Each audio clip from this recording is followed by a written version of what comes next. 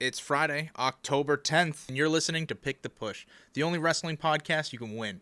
I'm Ian Fox, joined as always by my best friends Joe and Brett, and this week, the road to Crown Jewel ends right here. The PTP Royale is officially open, and your shot at Wrestling Glory begins right after SmackDown ends. So get those picks in because the leaderboard's about to shake harder than a top rope superplex. We're sitting down with the number one contender Ferg, who faces our reigning champion Dabber for the PTP Championship this Saturday at Crown Jewel. Plus, we reveal John Cena's final opponent, run through the SmackDown preview, and fire up our weekly Raw vs. AEW showdown. And don't go anywhere because I finally delivered the promo I owe Dabber after losing the triple threat match back at Wrest-Fall Out-Palooza. It's prediction time, chaos time, and most definitely, push time. Let's go!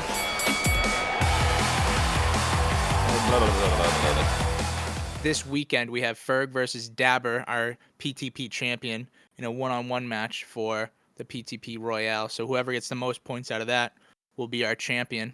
I don't really have any predictions. I talked to Ferg earlier this week, and he's very excited for it, but, so is Dabber, and I'm very excited to see our first ever, maybe a title defense, or maybe Dabber's just a quick champion. Who knows?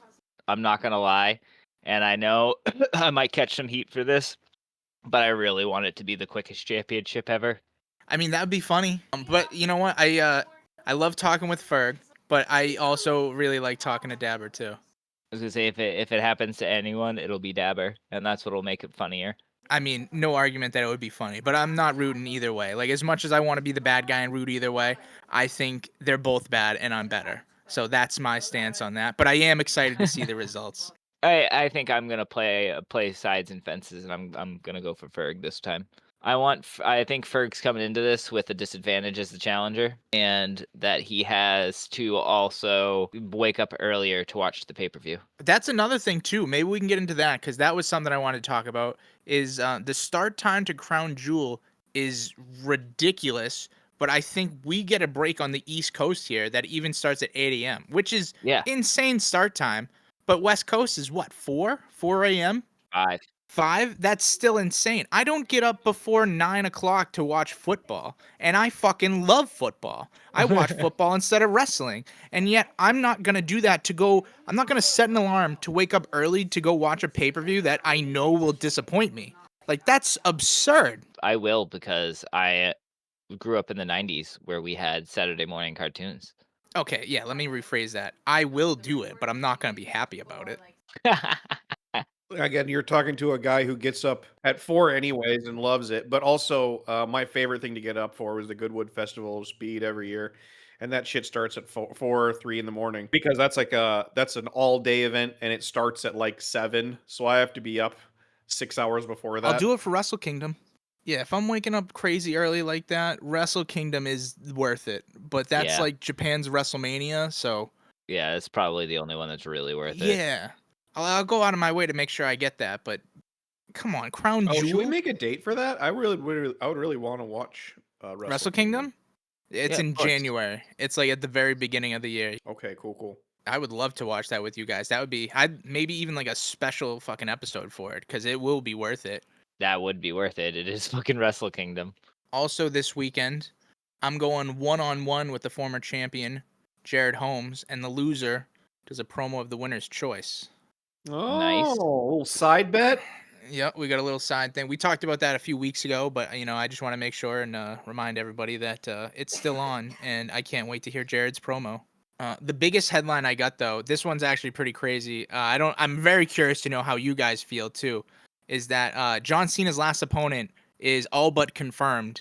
I don't know how I feel about it. I'm not saying this is the right guy, but this is the words on the street, is that it's going to be Gunther. Whoa. That sounds right. It sounds like something they do. I'm not upset about it. No, but I was just expecting, anyone else? Yeah. I don't hate the Gunther thing, but supposedly there's going to be a tournament that they're going to do to set up who's going to be John Cena's last opponent, and it's just going to be Gunther in the end, and it's going to be Gunther versus Cena. Hear me out. In Washington, D.C. on the last Saturday night main event of John Cena's wrestling career. So it's like the good guy, USA, versus the bad guy that's not USA. So it fits even more in my mind. Like I said, not confirmed, but that's the rumblings. I get it. I don't know how I feel about it, but I get it. I don't hate Gunther though. It won't be a bad match. I'm not upset about it. Like, I'm not mad about it. It's not The Rock, Yeah. you know? Like, that's really what it is. And then the other thing we should probably make sure we talk about is we should make sure that everyone who has been interested in and has been listening to the podcast and the PTP, whether they have joined the Royale or not, should check out the Discord. That's where we post absolutely everything, like live update for the most part, and where you can join us for watching. Yeah. Fuck buying ESPN. Join our Discord. Get it Yeah, for free. That's a good point. I didn't even think of that. come in, hang out. But also, yeah, that's where all the results and everything get posted to first. So if you want to be in the know, now you know. That'll be a lot of fun. Hang out with us while we watch stuff. If you go to our link tree, you can find all of our links, And the merch store. If you want to buy stuff, do it. including the Temecula t-shirt, because, we know her by her real name. And I mean, while we're on this topic, if you're trying to enter the Pick the Push Royale, all you got to do, check out our X, our Instagram, all the links, even the Discord, like Joe said. It'll bring you into the you'll be able to find the links there that the Royale opens right after SmackDown ends. This is going to be a tough one because we already talked about the start time for Crown Jewel. So it is open at the end of SmackDown and it closes at the beginning of Crown Jewel. Okay, so the Crown Jewel Pick the Push Royale. We're going to start like we always start. Match order. Typical grid format. You guys know what you're doing. We have 3 matches that will be on the card from Crown Jewel. The first match will be Cody versus Seth because it's champion versus champion, of course. I felt like that was a necessary match. Yep, worst card on the show. Probably, but we're going to make it good with what we're doing here. Correct. We have 2 additional questions for that match. The first one is the one I like the most, and it was, will there be more crossroads or more curve stomps performed successfully? I thought that was pretty good. Your options are obviously crossroads, curb stomp, then you also have the option of none. Would none be both? It would either be they tie or none of them are performed. Maybe I'll word that a little differently. Tie / None. Perfect. I was gonna say, because that's the only one that's like, it's like, what happens if they tie? Yeah, I can just make them both right. Like, that's fine too. Winning method, we got pinfall, submission, countout, DQ, other. Just to save our ass if there's some other weird thing. The second match we have for the Crown Jewel PTP card is we have Tiffy Stratton versus Stephanie Vakir. Because another champion versus champion match. That one I'm legitimately excited for. Yep, probably the only reason I will be waking up at 8 a.m. to watch wrestling. This match will also have 2 additional questions. I don't know what I'm going to do for 2B because it's 2, so it's the second match. So I don't know what I'm going to do for that question. If you guys think of anything, you let me know. But, I mean, I'm going to find something in the meantime. Nothing we got to think of right now. But I know that one will have 2 questions, so be prepared for that. Second one is just the same thing of winning method with pinfall, submission, countout, DQ, and other. I'm trying to think of what the other, Vicaire and Tiffy? Yeah. You could do over-under on how many hits of the Devil's Kiss. Yeah, I kind of like that one. I'm going to write that down. I don't know if I'll go with that yet, but I like that one the most so far. Yeah, I would say would we see one, but we know we'll see one. Yeah. I might not even do an over-under. I might do like 0, 1 through 2, and then like 3+ or something. Or whatever. Like I'll come up with some sort of variation where it's like, because normally I think she does 3. But, maybe there'll be less or maybe there'll be more. I was going to say she does it anywhere between 3 to 5. Yeah, so maybe I'll do like 1 through 3, 4, 5+. I want to say I've seen her do 10. That'd be wild. But I can understand, like, it's champion versus champion. So, like, it's going to take more to take down a champion, or at least it should. I agree. And then finally, the last match we have on that card is John Cena versus AJ Styles. That's just... We already knew that one was going to be on there, right? Yeah, 100%. Because let's be real, that's going to be a fantastic match regardless. Yeah. I mean, we have the winners for all these, just like we have this one as the winner. This one only has 1 additional question, and I think I kind of like it. It's very different from what we've been doing, but it is, will there be a handshake before or right after the bell rings to start the match? So only at the beginning of the match will this matter. After the match, doesn't matter. If the bell rings, match's over. I'm not counting that. It only counts if right before the bell rings they shake their hand, or if the match just starts and right before they lock up or something, we get a handshake in there. But they have to have a successful handshake. It's not a handshake attempt. I gotta say, do they have a handshake or not? If they attempt a handshake and someone bats it away, then it's not a handshake. I just have to be really specific for like right after the bell rings to start the match, because I'm not counting at the end. Nope. I expect one at the end regardless. Yep. And then that brings us into our event props. We have pretty much the staples. Over under half of a ref bump, so just one ref bump, you get points. One ref bump? One ref bump. All right. There's only 5 matches. Possibly 6. Maybe 6, but still. There was still no ref bumps at Wrest-Fall-Palooza, so I can't imagine they're going to do more than one, if there's one at all. Next one, we have over under 1.5 announce tables or barricade broken. Because, again, last time at Wrest-Fall-Palooza, none. So I'm going to keep it more than 1 at least, but 1.5 makes sense to me just because, like, I don't even know what I would pick here.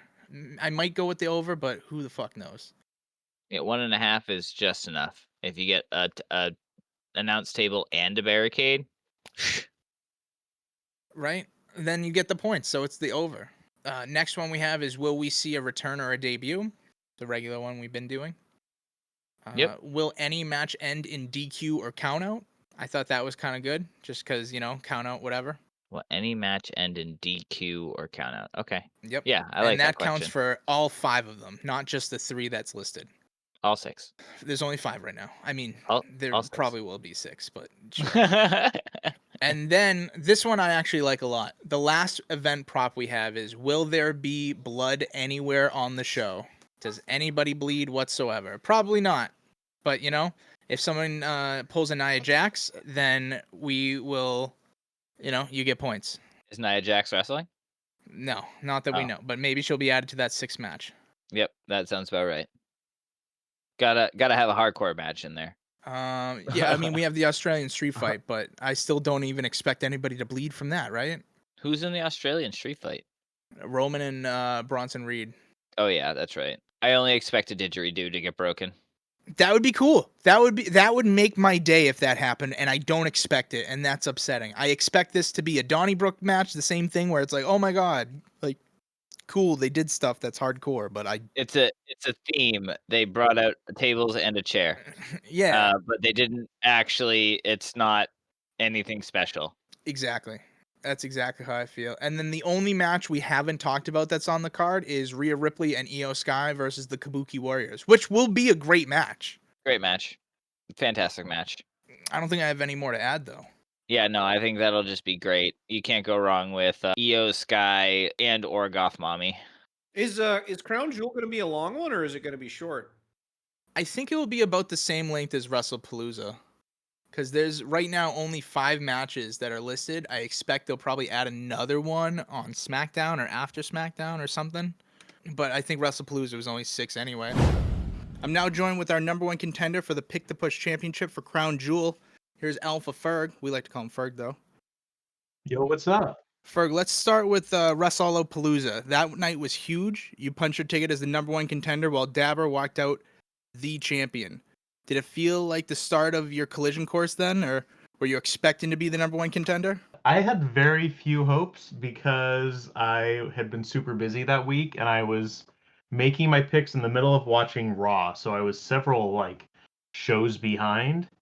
But I had a good sense of what was going on, and I'm very happy with my score. Yeah, I was gonna say you absolutely killed it with what was the score I've seen? I think it was a 62. I pulled it up too. 62, right? Yeah, okay, good. I knew it was up there. But that's one of the highest scores we've had. Obviously, you've crushed that before, too. So you're no stranger to the number 1 contender spot. Is there anything you feel like that might finally push you over the edge here and be able to finally take away the gold from our 2nd ever champion, actually, on his first defense? Yeah, I mean, I think All Out Palooza was fun, and it was a huge card, right? Absolutely. It's the biggest card we've had. And there was a lot of places you could mess up. And so I just kind of locked in and went with my gut in a few key areas. And the one kind of breakthrough that I had was I can, instead of picking the matches that I want, the endings that I want, especially for the first ESPN show, I picked what I thought the worst wrestling promoter in the world would want. And it turned out pretty good. Unfortunately, that is the secret to this. I will say that. I've been doing this for a long time, and good on you for zeroing in on the fact that it's not just what you want. You have to know what they're expecting, and it takes a lot to really get over that hump, too, for a while. Yeah, especially some of the I mean, it was so predictable. I feel like I just went with what is probably going to happen. What is the boring thing? I mean, like the John Cena Lesnar match. I at least thought there'd be wrestling in it, but I guess I was wrong on that call. So I just Yep. kind of went with the basics. Just finishers. It was a shame, but, hey, we love John Cena still, and We Lesnar's do. there sometimes. Now, are you more excited to face Dabber than Jared? No shade on Dabber. Jared was a worthy rival, and I saw that you published the kind of overall rankings, and it's Jared and me right there at the top. True. So I do still want to beat Jared at some point, but if I have to go through Dabber and hold on to the belt for a while to get there, I'm okay with it. I like that. I like that chip on your shoulder for sure. Right when you heard the number one contender spot, and you knew you were going into Dabber, rather, did you have any first thoughts or first impressions of that feeling? I felt relief. I felt kind of, I was disappointed that I came up short the first time. And then you guys got involved in this three-way, and there's promos going on. For me, it's all about the game. It's all about that pick, that morning feeling where you wake up and you lock in those picks, and then you're proven right by the end of the day. And that's going to be unfortunate for me because I live on the West Coast, so I either have to get up at 4 a.m. or go to bed unsure on Friday night. So we'll Yeah, see. that's pretty tough. I completely forgot about because it's super early for us over here, but it's still at least reasonable. It's so unreasonable for the West Coast right now with the well, like you said, 4 a.m. start time. It was like 5 a.m., but I mean, That's still nuts. you can't do it. I'm not European, man. I don't like soccer. This is my I life. don't blame you. Yeah, right. Absolutely. I feel that. Now you said it yourself here. You come up short before. What would you say is the hardest part of, having your opportunity, missing it, and then seeing Dabber go on to win the championship? It's like an opportunity lost, man. You have it in the palm of your hand, and then, I mean, credit to Jared. He crushed me, and that was a worthy match, but I was hoping I could still be in the conversation. It just like I faded away. I was wandering around aimlessly. And then, I think I got sick that week. I got lost in a Trader Joe's. There's nothing in life Doing some without Jared being a excuses. contender. So I like that. now I'm, back on track, back ready to fight it out and get the win. Now, do you feel like you're about one tweak away from the breakthrough, or maybe one bad night from becoming the pick the push equivalent to Dolph Ziggler? Oh man. And now you're edging into the territory I was nervous about talking about too, because the crown jewel card, I don't know, man. There's a lot of directions you can go. I could see almost any match ending in any way. So I gotta really buckle my shoes and strap on the belt and I don't know, brush my teeth a different way upside down because they're in Australia. So I'm gonna be working hard the next few days. Do you have a favorite match on the card or one you're looking forward to the most? I mean, I gotta say, I'm a big fan of the work that Asuka's been doing. Sure. Her yelling Kyrie, I want it to just be enshrined in clips shown before the match. I think that's going to be a banger. I think John and AJ is going to be a banger. For sure. I think Bronson Reed, I mean, it's an Australian street fight. He's Australian. Shouldn't he win? He's undefeated in that match right now, right? It's going to be a tough call, man. And then the Crown Jewel Championships in the biggest stage ever in, Western Australia. I don't know, man. I was surprised this wasn't in Saudi, but if we're doing it, we're doing it. And we got Rhea and Bronson, so it's going to be hard. There's a lot of different factors, especially with the match order, too. I've been thinking about that one hard, and I don't know where I land. Would you say that would be the toughest one on the card with the match order, or do you have another one in mind, perhaps? Well, the thing about the match order is if you get one of them wrong, it has a cascading effect where you get several wrong. When I, picked for All Out Palooza, I really, when I was looking at that, I got one match in the wrong spot, and it caused 5 of those to be wrong for the AEW show. Very true. So you really got to lock in, and that's a lot of points on the board. That was, 30 Right. points. So It's crazy to think about, but yeah, absolutely. it's half the battle. Yeah, really, you can almost win the whole thing if you can figure out the order correctly. But that's why it's really there, just to make sure nobody gets the same score and everybody can be a little bit different too, instead of just having picked the winners and got the prop questions. But I love that as far as something to make it different. For sure. Now you and Dabber have never gone 1-on-1 before, but now Dabber's the champ. Do you see that as a dream match or a nightmare waiting to happen? I see it as a fresh opportunity. I haven't felt out Dabber's game yet. I haven't been studying his picks before. So I'm gonna go in kind of wide-eyed. I'm gonna examine his moves and respond accordingly, and hopefully by the end of the match we can get a victory, get that W. I like that. All right. Well, it looks like it could be redemption time. Look down the mic and tell the Pick the Push universe, why should we still believe in Ferg? You should believe in me because I'm hungry. I'm the hungriest there's ever been for this victory. I've had it. I'm the only one who's had it fallen out of his fingers and come back stronger, hungrier. I'm ready for it. I'm going to be a, poster champion for the end of the year, for the rest of the year. That's what I'm calling right now. I like that. Oh, calling a shot again. I love that. I love your attitude. I love how analytical you can be too when thinking about your picks and what other people are picking. That might even affect your picks too. That I'll tell you right now is one of the smartest things to do in this game.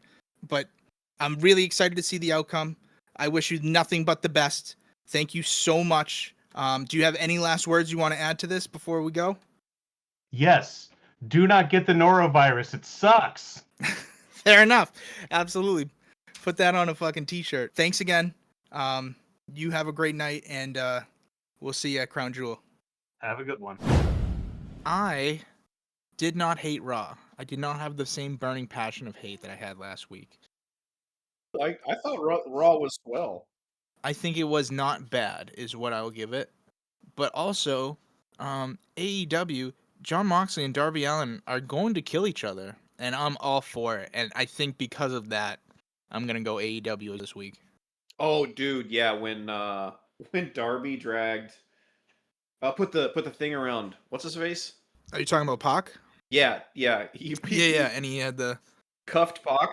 Yeah, and it broke immediately, which was hilarious, but definitely I don't think was Pac supposed is to happen. Ridiculously. The one jacked. thing that I'll say negative about it was I think that it was dumb that the Darby had a Molotov cocktail that is about to light, and they had to have like a ring crew or like some like stage managers, like some random bum that like is not really part of the show but is part of like the crew, like just tackled him. I thought that was kind of Right. cheesy, and I didn't like that part. But besides that, everything perfect, like amazing. But Oh, that's you really think it nitpicky. should have been another wrestler, right? A wrestler that was part of the story, or like something, yeah. not just like some random guy that was like, no, everybody's gonna die if you do that. Which I get that, like, I don't know, maybe I'm swaying myself the other way here now that I'm talking about it, but still, it seemed a little too random for me. Yeah, that was just like head of security. Yeah, I thought you could have found somebody better in my mind, but like, still, like I said, nitpicky. Nobody but that guy and Darby wanted to take the bump on the concrete. That's fair. That's a fair point. That's a lie. Moxley was out there. Ah, Yeah, Moxley wasn't gonna run to Darby with a fucking Molotov. You want to bet? No way. If he was about to light it, fuck that shit. He'll still do it. He'll do it, but I mean, even the Grim Reaper would shit his pants if that was what he was running into.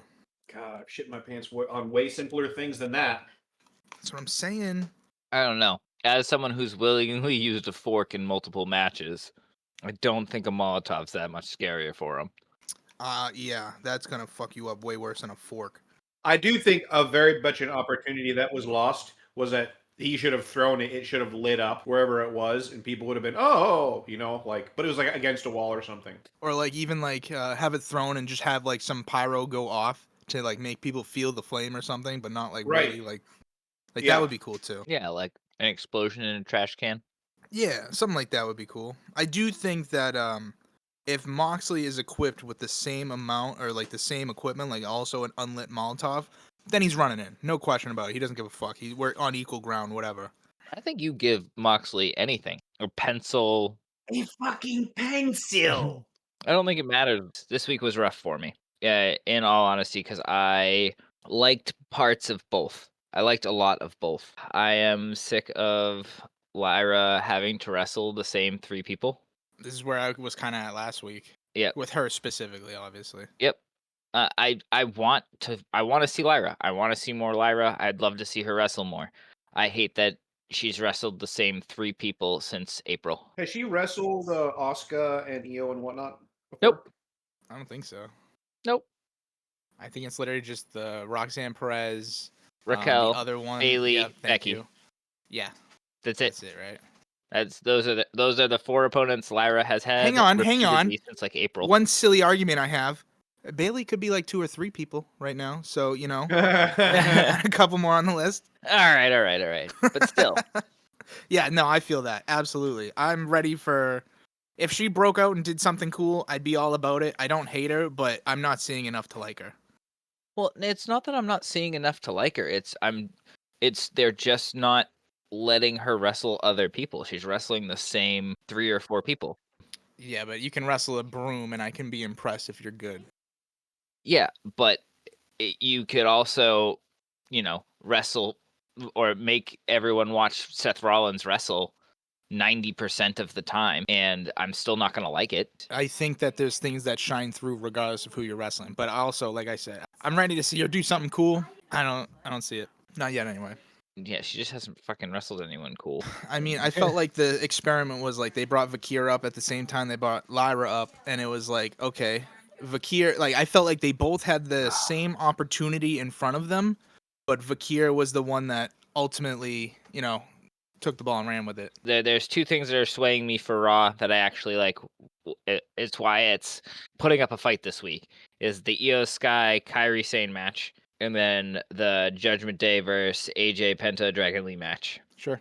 Both of those 2 matches are probably the only reason why I even give Raw a fighting chance. I'm sorry, but if you do 2 Alabama slams or more in a single match, that was awesome. Yeah, that's brutal. you automatically you get super credit and thumbs up from me. And both of those Alabama slams, 1 were amazing, and 2, one of them was to the freaking apron. Yeah, so good.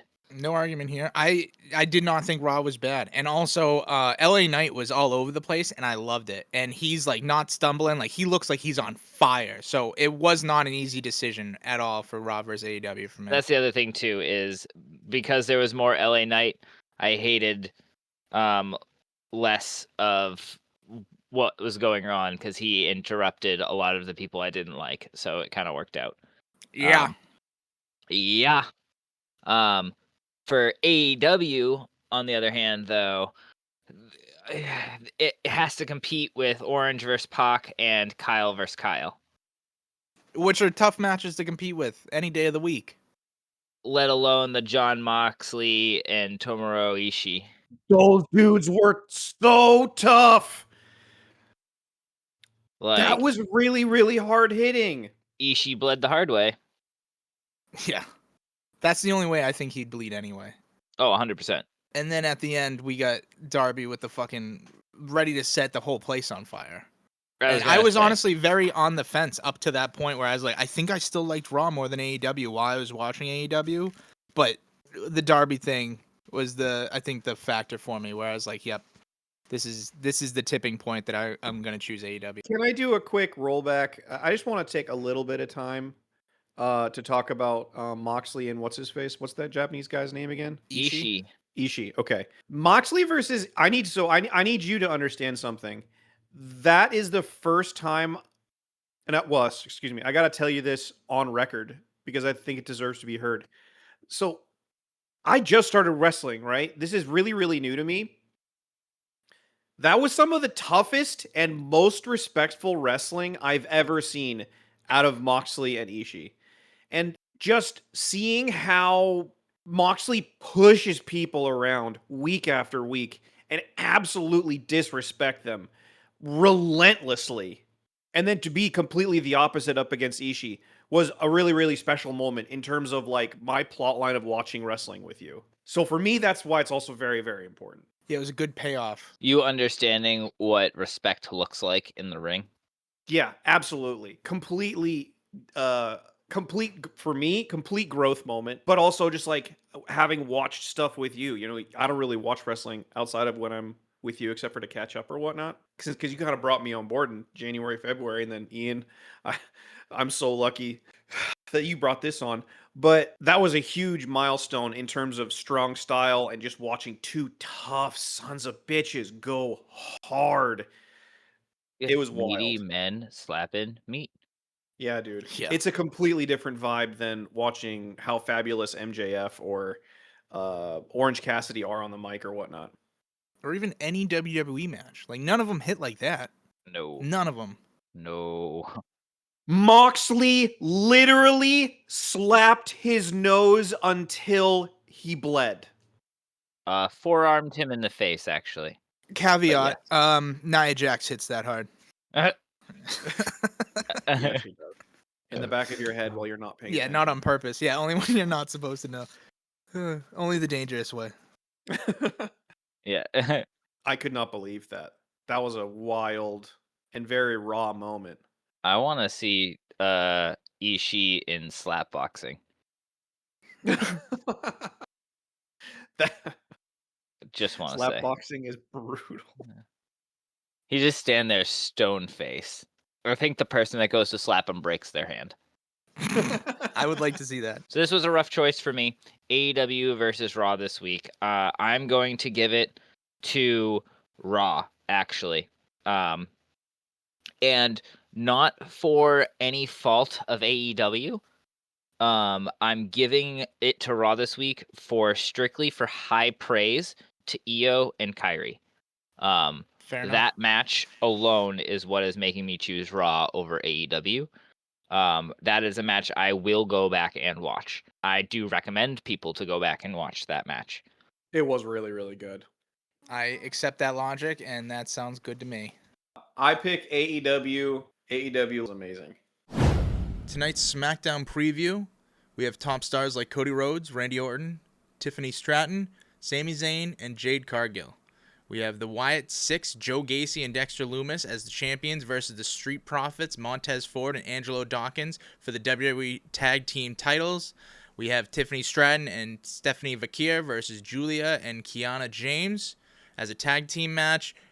We have Damian Priest versus Aleister Black as a last man standing match on a SmackDown is crazy. That actually might make me want to watch. But the thing that I'm most excited about that I kind of whiffed last week, hopefully they can make it right this week. And we have Sami Zayn's open title match for the U.S. Championship. It has to be over this time. If it's not, I think I'm going to boycott SmackDown. But that's what we got tonight. Hopefully we can see some good stuff. SmackDown's ratings have been the lowest it's ever been in the last 4 years since being on the USA Network, so maybe they bounce back. Probably not. I owe a promo to Dabber because I came in last in the triple threat match for the Pick the Push Championship at Wrest-Fall Out-Palooza. It is the number 3 contender confirmed. Well, there's a thing about that too. So, all right. To be specific, Dabber wanted me, like we talked to him last week. Dabber wanted me to do a promo about how much better he is than I am and how much I'm going to enjoy wearing the number 3 contender shirt. And, you know, I'm just going to go right into it. And let me start with saying I am very, very excited to be wearing that number 3 contender shirt. Not because I'm going to be representing the number 3, but because I am going to be able to have a shirt there that nobody else will have. That I will be a one of one, regardless of what you want to think that shirt is going to represent. I'm the one that gets to decide what it means. Because as the number 3 contender, you can chirp all you want, but it doesn't change the fact that I'm always near the top of the mountain. And that brings me to my next thing. Because, Dabber, you want me to talk about how much better you are than I am, but it's really just how much better that I am at this than you will ever be. You want to talk about picks, you want to talk about doing promos, I will always be better. And how much better you are than me? Well, sorry to burst your bubble, but it's very clear that I am significantly better and I will always be better than you. Credit where credit is due. You were the better man on the night that it mattered, and that's why I'm talking now. But it doesn't change the fact that just because you are at the top of the mountain doesn't mean that you can stay there. You see, the number 3 contender means that I get to survive up there while you're just visiting. You see, Darby Allin went to Everest and he saw the top of that mountain, but I live there. You can call me the abominable snowman because the environment you're just getting by in is the environment that I live in. So when the end of the day, I'm not scared of you and I'm ready for any contender because I'm at the top for good. That's what I got. That's what came out. Before I react, I want to say, perfect. I love the blistering heel promo. It Oh, yeah, is always. absolutely fantastic. I totally understand that. But you do understand that this isn't horseshoes or hand grenades, and being near the top doesn't mean that you are at the top. Yeah, that's fine. I'm always near the top is the point. While some people just climb their way and they get to see what it looks like, I live up there. And no matter who's going to be the champion, they have to go through me to get there, and they only get to stay there for as long as I let them.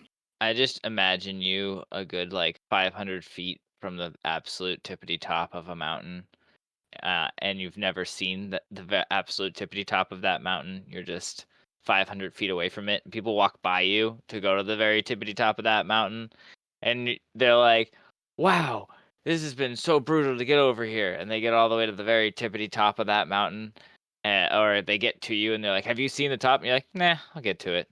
I'll get there when I get there. I'm in no rush, but that's just because the view of where I'm at is not so bad either.